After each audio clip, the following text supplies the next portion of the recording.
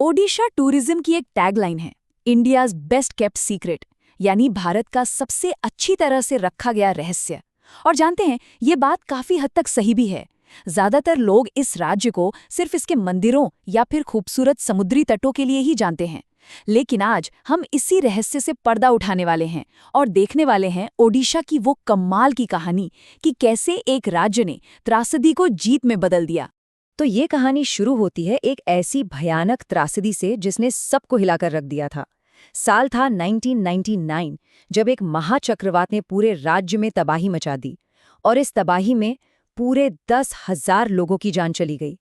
ये ओडिशा के इतिहास का सबसे काला पन्ना था, एक ऐसा जख्म जो शायद ही कभी भर पाता। लेकिन फिर सिर्फ 14 साल बाद 2013 में एक और उतना ही शक्तिशाली चक्रवात, जिसका नाम था फैलिन, ओडिशा से टकराया। लेकिन इस बार नतीजा हैरान कर देने वाला था। मरने वालों की संख्या 10,000 से घटकर सिर्फ 44 रह गई। नहीं, ये कोई चमत्कार नहीं था, ये एक सोची समझी बेहतरीन रणनीति का नतीजा था। तो सवाल यही है कि ये हुआ तो हुआ कैसे? एक ऐसा राज्य जो आपदा, गरीबी और भ्रष्टाचार के दलदल में गर्दन तक डूबा हुआ था, उसने आखिर डिजास्टर मैनेजमेंट में पूरी दुनिया के लिए एक मिसाल कैसे कायम कर दी? चलिए पता लगाते हैं, खोलते हैं इस कमाल की कहानी की एक एक परत। अब देखिए, इस जबरदस्त वापसी को समझने के लिए पहले ये समझना जरूरी है कि ओडिशा इतनी बुरी हालत में पहुंचा ही कैसे, और इसका जवाब इतिहास में छिपा है। अगर हम सदियों पीछे जाएं तो ओडिशा की कहानी हमेशा बाहरी शासन की ही रही है। सोचिए, चाहे वो मौर्य हो, फिर मुगल आएं, मराठा आएं या फिर ब्रिटिश, सब में इसे बस एक दूर दराज का कम अहमियत वाला इलाका ही समझा। मतलब यहाँ से सिर्फ लिया गया, यहाँ के विकास पर कभी कभी ध्यान ही नहीं दिया गया। तो नतीजा क्या हुआ? जाहिर है, जब 1947 में देश आज़ाद हुआ तो ओडिशा को विरासत में क्या मिला? भयंकर गरीबी, अशिक्षा और पिछड़ापन। कहते तो ये भी हैं कि इंदिरा गांधी का जो मशहूर गरीबी हटाओ का नारा था ना, वो भी उनके दिमाग में ओडिशा का दौरा करने के बाद ही आया था। हालत इतनी खराब थी।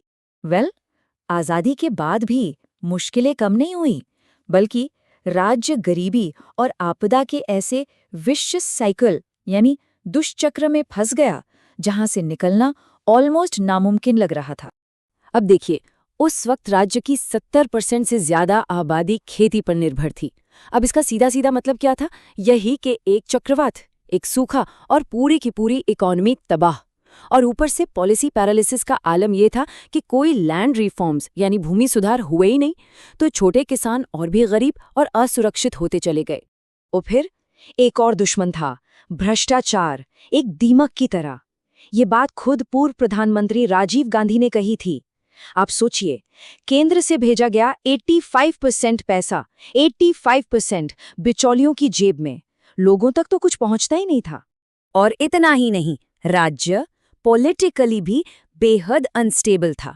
1980 तक 6 बार राष्ट्रपति शासन लगा। मतलब कोई सरकार अपना कार्यकाल पूरा ही नहीं कर पाती ही, तो फिर लॉन्ग टर्म डेवलपमेंट प्लान्स कैसे बनते, कैसे लागू होते? सवाल ही नहीं उठता। और फिर इन सब परेशानियों के बीच आया साल 1999 का महाचक्रवात। ये सिर्फ एक और आपदा नहीं थी, नहीं, ये वो टिपिंग पॉइंट था जिसने राज्य की कमर ही तोड़ दी। पूरा इंफ्रास्ट्रक्चर खत्म, राज्य आर्थिक रूप से बैंकरप्ट। ओडिशा सही मायने में एक होपलेस केस बन चुका था। लेकिन कहते हैं ना कि रात चाहे कितनी भी काली हो, सुबह जरूर होती है। और इसी गहरी निराशा के बीच एक ऐसे लीडर का उदय हुआ जिसे शायद खुद भी नहीं पता था कि वो राज्य की किस्मत बदलने वाला है। इनका नाम है नवीन पटनायक, और ये किसी भी एंगल से एक टिपिकल पॉलिटिशियन नहीं थे। जरा सोचिए, दिल्ली में एक फैशन बुटीक चलाते थे, अमेरिका में रह चुके थे, और सबसे बड़ी बात, उन्हें ठीक से उड़िया भाषा बोलनी भी नहीं आती थी। सच तो यह है कि वो पॉलिटिक्स में आना ही नहीं चाहते थे, लेकिन अपने पिता बीजू पटनायक के निधन के बाद उन्हें मजबूरी में ये जिम्मेदारी उठानी पड़ी। तो जब नवीन पटनायक साल 2000 में मुख्यमंत्री बने, तो उन्होंने पॉलिटिकल ड्रामा से दूर एक बहुत ही सिंपल लेकिन पावरफुल 3 पॉइंट प्लान पर फोकस किया। पहला, राज्य में इंडस्ट्रीज लाओ ताकि नौकरियां बने। दूसरा, राज्य की जो खस्ता हालत थी उसके फाइनेंस को ठीक करो। और तीसरा और सबसे जरूरी, इन बार बार आने वाले साइक्लोन से निपटने के लिए एक वर्ल्ड क्लास सिस्टम तैयार करो। और जानते हैं, इस सीधे साधे दिखने वाले प्लान ने सच में कमाल कर दिया। तो चलिए अब देखते हैं कि जमीन पर इसका असर क्या हुआ। और यकीन मानिए, जो नंबर्स अब हम देखने वाले हैं वो वाकई हैरान करने वाले हैं। सबसे पहले बात करते हैं गरीबी की। नतीजा, सिर्फ 7 सालों के अंदर 2005 से 2012 के बीच ओडिशा में गरीबी दर 47% से गिरकर 22% पर आ गई। मतलब 25 पॉइंट्स की जबरदस्त गिरावट। और कमाल की बात यह है कि पहली बार राज्य की गरीबी दर नेशनल एवरेज से भी नीचे चली गई थी। और डिजास्टर मैनेजमेंट में, अरे वहां तो जैसे क्रांति ही आ गई। याद है 2013 का साइक्लोन फैलन?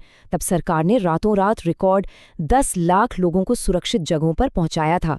ये इतना बड़ा अचीवमेंट था कि यूनाइटेड नेशंस ने भी इसकी तारीफ की। अब जरा सोचिए, 1999 की उस भयानक त्रासदी के मुकाबले ये कितना बड़ा बदलाव था। अब बात करते हैं इंडस्ट्रीज की।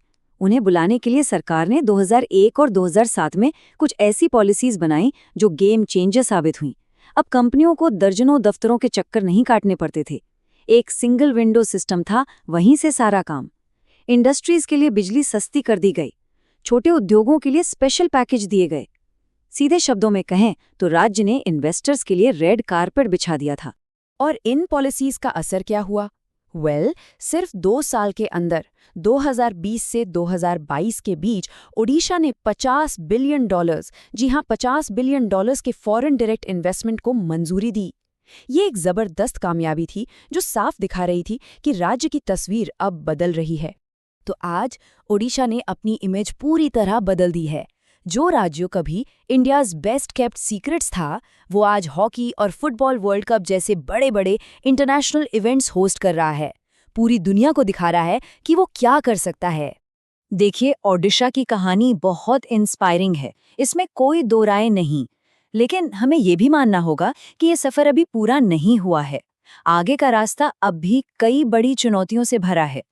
जैसे कि दक्षिणी ओडिशा का जो कालाहांडी, बोलनगीर, कोरापुट यानी केबी के इलाका है, जिसे हंगर बेल्ट भी कहते हैं, वो आज भी देश के सबसे गरीब इलाकों में से एक है। फिर कुछ जिलों में नक्सलवाद की समस्या है, जो डेवलपमेंट के रास्ते में रोड़ा बनी हुई है। और तो और 6000 से ज्यादा गांव आज भी ऐसे हैं जहां मोबाइल कनेक्टिविटी नहीं पहुंची है। और टूरिज्म का जो पोटेंशियल है, उसे भी अभी तक पूरी तरह से इस्तेमाल नहीं किया गया है। तो सबसे बड़ा सवाल यही है, ओडिशा ने डिजास्टर मैनेजमेंट और इकोनॉमिक ग्रोथ में जो किया है वो वाकई किसी चमत्कार से कम नहीं है।